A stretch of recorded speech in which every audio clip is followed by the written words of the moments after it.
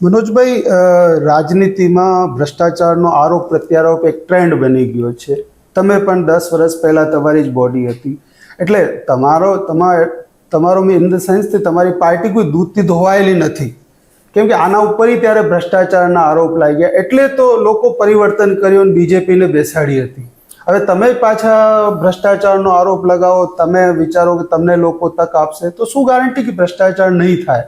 જો ભ્રષ્ટાચારના કોંગ્રેસ ઉપર ભૂતકાળમાં આરોપો લાગ્યા, ટુજીકાંડ, સ્પેક્ટ્રમ કૌભાંડ, આ બધાનો તપાસ ચાલી, સીબીઆઈ પણ તપાસ ચાલી, પરિણામ એમાં કોઈ દોષિત સાબિત નથી. આ એક નેરેટિવ ઊભો કરવામાં આવેલો. નરેન્દ્ર મોદીને જ્યારે આજની રાજનીતિ સાહેબ સામ દામ દંડ ભેદ ના આરોપ પ્રત્યારોપ ક્યારે સાબિત થયા નથી, ન થવાના નથી.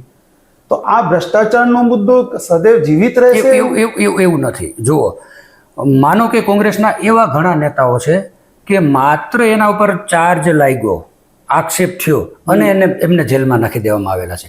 અમારા સન્માનની રાહુલજી પર એક ચૂંટણી નિવેદનમાં લઈ અને એનું સાંસદ સભ્યપદ પણ રદ કરવામાં આવેલું. તમે વિચાર તો કરો કે તમારી પર ગુનો ન હોય તો પણ ફિટ કરી દે, આ ગુનો હોય તો આ છોડે ખરા?